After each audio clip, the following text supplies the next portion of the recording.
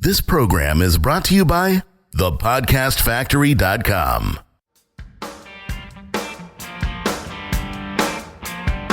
Hi, my name is Igor Kheifets, and this is The List Building Lifestyle, the only podcast which delivers cutting-edge conversion strategies from the online trenches straight to your earbuds. Download the transcript of today's episode and all future episodes at listbuildinglifestyleshow.com. I also invite you to grab a free copy of the Wealthy List Builder Survival Guide at listbuildinglifestyleshow.com/survival. And now, once again, it's time to claim your list building lifestyle. You are listening to List Building Lifestyle. I have the man here, the chief list builder, the guy with the badass new website, Mr. Igor Kheifets. What is up, my man? All is good. So tell me the truth, Igor. How much did you miss our chats? Well, on a scale of 1 to 10, I'd say I'd give you a 7. Because, just to make sure I'm not needy, so there's no neediness going on. Got it, man. So look, I have to tell you, man, I actually did miss our chats because I'm energized. When I speak to you, you always have a good perspective on things and you always make me think. So what are you going to make me and the list builders think about today? Well, I'm not sure about you because you got this thing going on just fine. But when I started in this MLM/internet marketing space, right? So it's somewhere in between a classic MLM and being an information marketer. So you sort of promote online business opportunities. That's a unique space, which I really, ended up kind of settling in the recent years. When you get started in this space, the one thing you're told when you question how come the system doesn't work, right? How come I'm paying all this money, but I'm not making any sales? How come I'm signing up for one program after the next, I'm not making money? So you're being told one thing that's really common. You're being told you got to be a leader, right? You got to be a leader because, otherwise people won't follow you. But the problem I find is that there is not a single program that I was able to locate on how to become a leader. Now, there's people out there that are really doing a great job, of being leaders, but they can't seem to articulate or explain what are they doing that actually works. So they end up giving you advice such as, post inspirational images on Facebook, and they think that's what makes you a leader, but it really does not. It really does not. So today, I wanted to kind of break down the 5 behavior rules that you should follow if you'd like to become a leader. And these are guaranteed to make you a leader, by the way. This is not made up, and this does not come from theory. This actually comes from Navy SEAL, real-world, close-quarters combat in Iraq, believe it or not. I'm game. Let's dive in, man. All right. So a couple of weeks ago, I picked up this amazing book called Extreme Ownership. It was written by 2 guys that are Navy SEAL commanders that went to war in Ramadi, Iraq during the recent times, if you will. In fact, if you've seen the movie The American Sniper with Bradley Cooper, then these guys fought. I don't think they were in the same platoon, but they were like in a parallel platoon that went out the same time that Bradley Cooper's character went out, right? So these guys are real world fighters. They killed people, they led people. And the one thing that they said in that book is that that there's this misconception, right? That people think that military personnel are like androids. They're like robots, that they're just being told what to do and they go on, they do it. But the reality is these authors, they challenge. When I say these authors, it's simply because their names are kind of hard to pronounce. So you can just go and Google Extreme Ownership or something. But yeah, so these guys, they say that military personnel is actually not like that.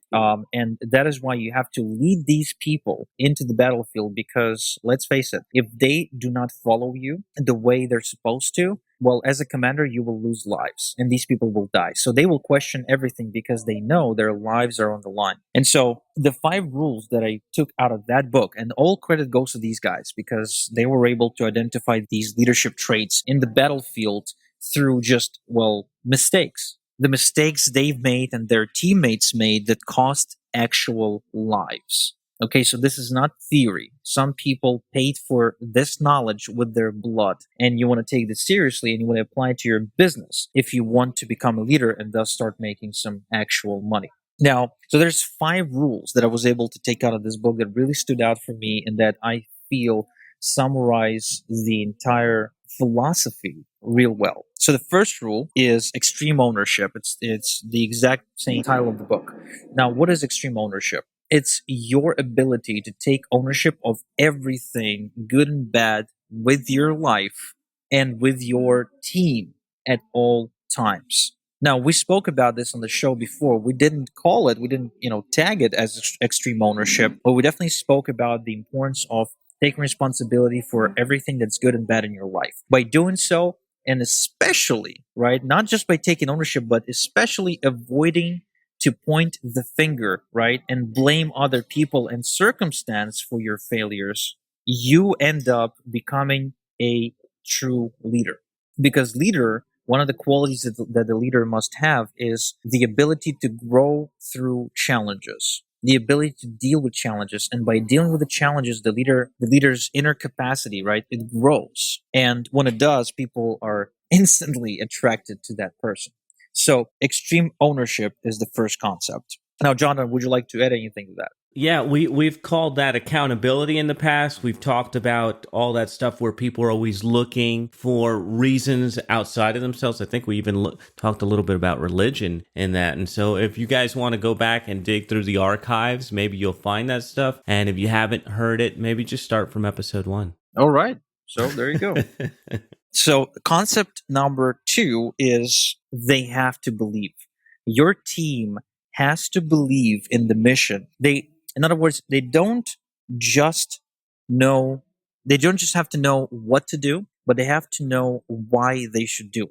What is the purpose of this action? So don't just tell them, go here and kill the bad guys, but you have to say, go here and kill the bad guys, because if we don't take over this strategic point, they will, sabotage our supply convoy and we will be locked out without food for the next, week or something like that. Like, they have to know and understand the reason why they're risking their life. Now, if you think for a second that you're not asking your customers to risk their life, then you are mistaken. You see, when it comes to paying money for something people don't feel smart about, they really feel as if they're risking their everything, especially if money's tight.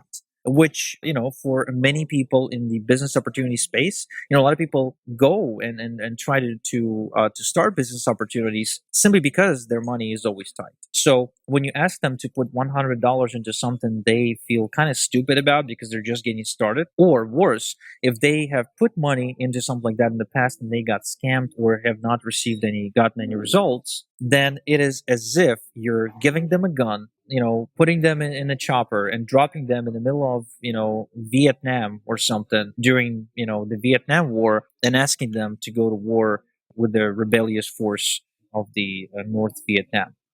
You know what? That advice, and I don't know what book I read it in, but that advice of why is so freaking powerful. And not just for business, but I have this thing where I used to be like, hey, that needs to be done because I said, and that's all. And people question that. And even in my marriage, I've done the same thing where, hey, this is what we're doing, and that's it. And I found that adding the why helped get my wife in line with me, my team in line with me, and everybody in line with me by just adding what the purpose was, why I'm doing this. And he even sometimes got me some advice on how I could do it better. Well, yeah. And this is a concept which I personally learned from my mentor, Russ Bowring, when he was teaching me how to write copy. And he said, don't just say something, but always say something, and then explain why you said it. So I ended up, kind of developing a habit of including a reason why with everything I said, be it with my customers, be it with my employees, be it with my business partners, be it with with my wife. I'll be honest, I don't utilize this habit as much as I should because I get a lot of rejection. But but definitely the reason why there's also the reason why advertising, which is pretty much the same thing, where you have to explain why you're putting out such an amazing offer and why you're doing it right now. Otherwise, people question what's the catch. So yeah, the concept number 1 is extreme ownership of everything in your life, in not pointing fingers. Concept number 2 is reason why. So they have to know why they're risking their life. Now, number 3 is very simple. It's can't make people do things, but you can lead them to do things. In other words, forcing people to do something or pressuring them into it usually doesn't work, and if it does, then it doesn't stick. But if you lead them through creating a vision of this action, then you will have a much higher chance of succeeding. Now, in the business opportunity space, this comes out, and there's just one example that comes to mind immediately, and that is you can't ask anyone to invest with you if you refuse to invest with other people. So if you're somebody who just joined a program with several levels, let's just say there's a $47 level, there's a $200 level, and a $1,000 level, you can't expect for people to sign up at the $1,000 level if you won't go beyond 200. Like it just won't happen. You have to be a good, buyer of that thing if you are to become a good seller. And that is, again, just one example of how it plays out in the business opportunity space. Bro, it's everywhere. It's rampant. Like, how many people out there, and we've talked about this on the show all the time, how many people out there are telling you, hey, you should do this or you should do that, yet they're not doing any of that stuff themselves. So I love the idea of leading by example. That's like, I want to be the first one in the trenches showing you that it can be done so that you can follow me through there. Absolutely. Absolutely. Because, nobody likes to work with a person who doesn't walk the talk, so to speak. And again, this is just think of the battlefield. If you're not willing to get on the battlefield and risk your life, how can you ask your team to do the same, right? Yeah. Yeah. So number 4 is a very good concept. In fact, I have not seen anyone else talk about it like openly, but I've seen you and Ben and Dan Kennedy implement it really well. And it goes something like this.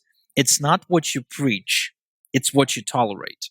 So you may not be the best preacher. You may not be, somebody who's able to take the stage, right, and just run your mouth for hours or, even for a couple of minutes, like say I can, right? People would say that I am I could like talk, and that's fair.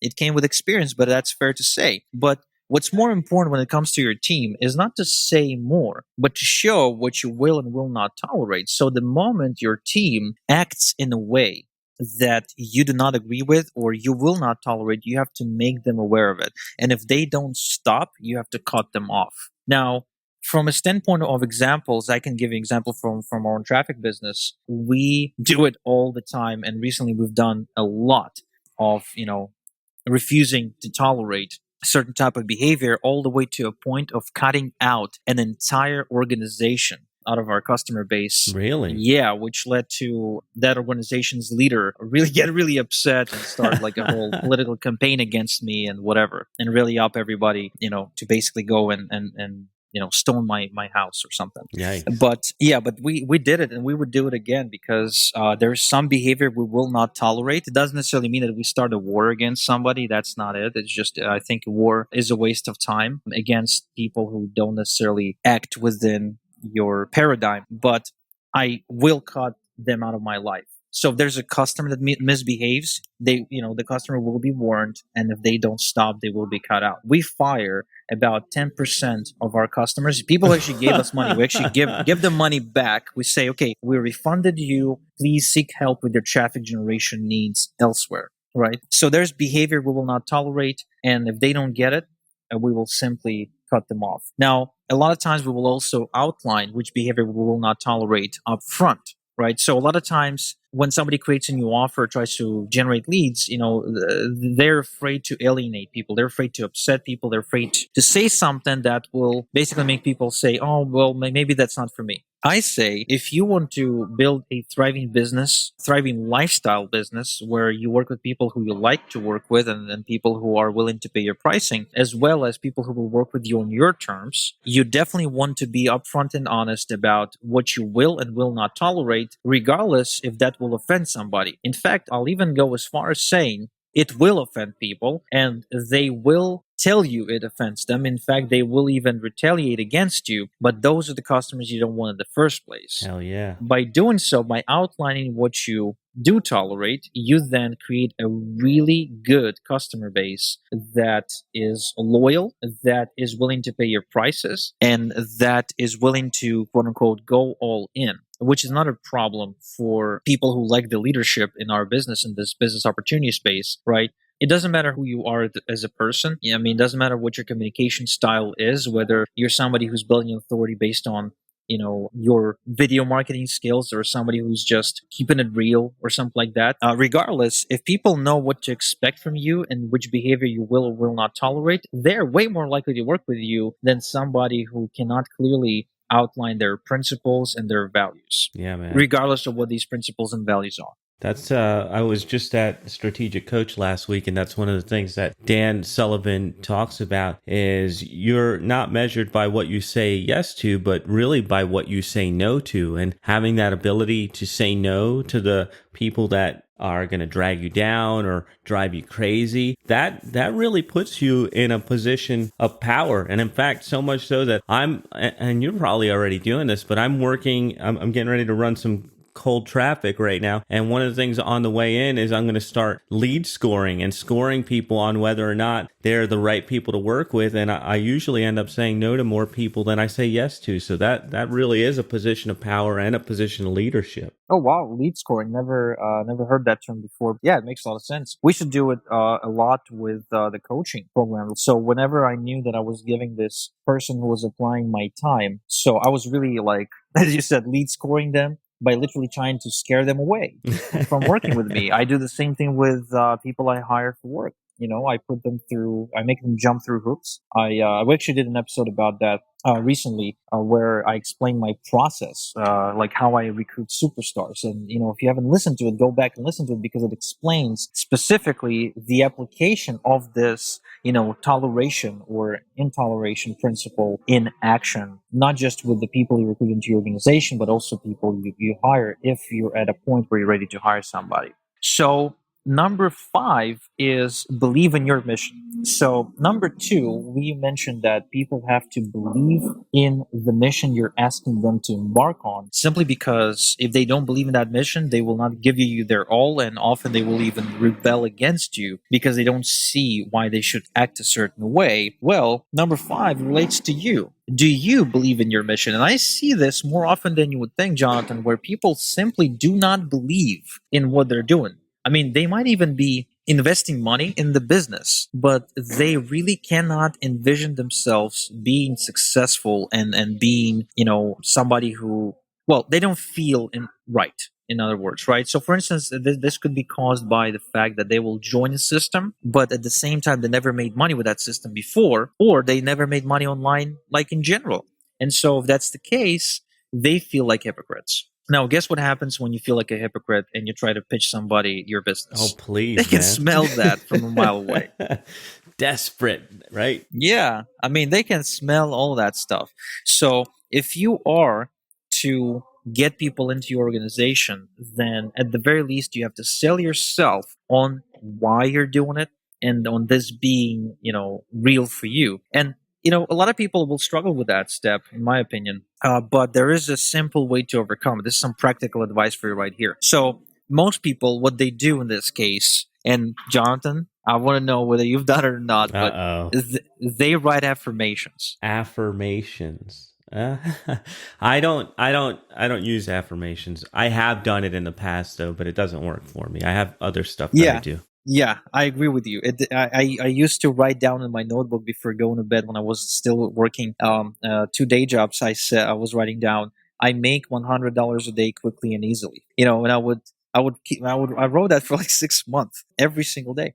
But yeah, I believe that affirmations are not effective, at least for most people, because they don't do them right. You have to really back that up by lots and lots of emotion, and you have to sort of trick yourself into believing that you're saying the truth, you're stating the truth out loud. But for 99.9% of people, myself and yourself included, I don't think that's a good option. Instead, I recommend doing something else. I recommend asking yourself questions. Now, a question is something a mind cannot ignore, and you can engage the mind in a different way if you ask a good question, and then you can trick the mind in a very, if you would say, ethical way, in a very easy way, in a way that has very little resistance to it. You can trick your mind into believing something that may not necessarily be true yet.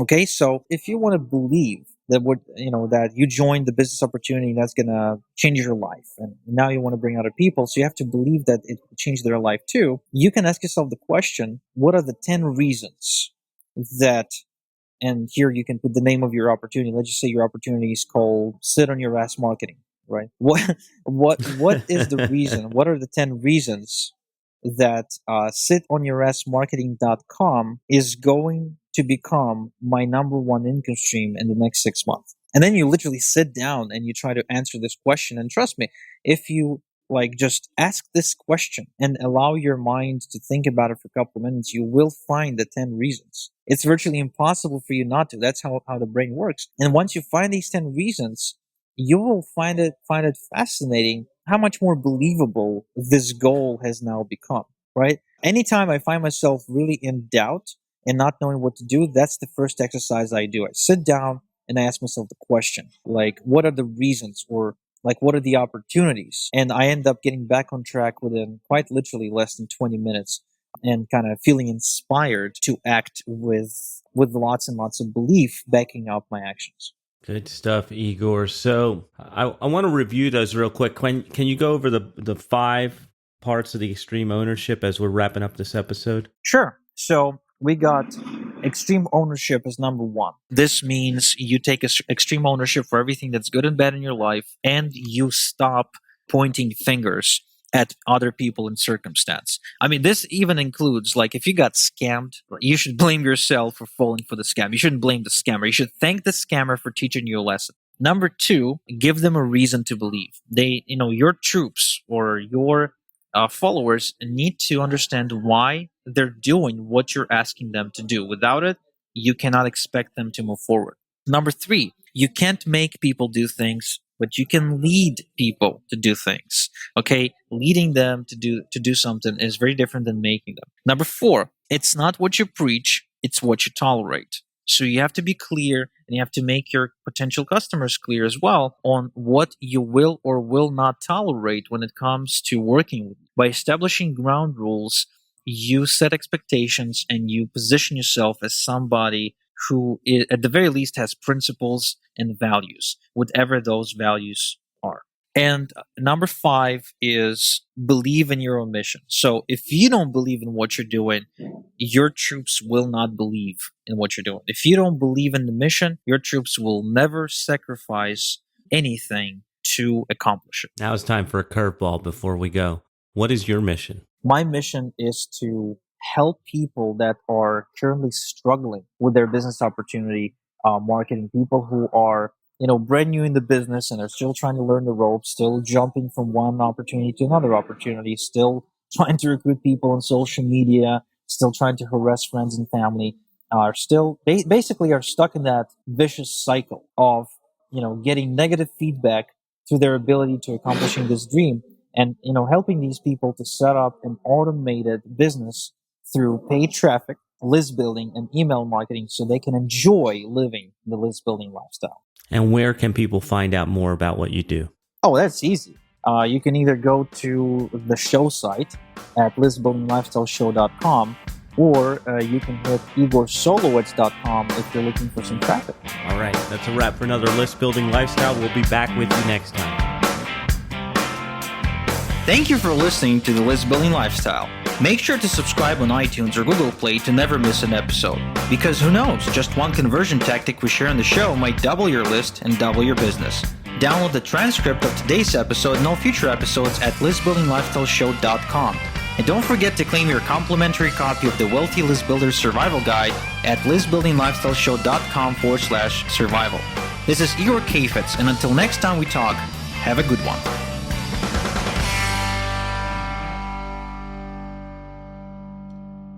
This is the podcastfactory.com.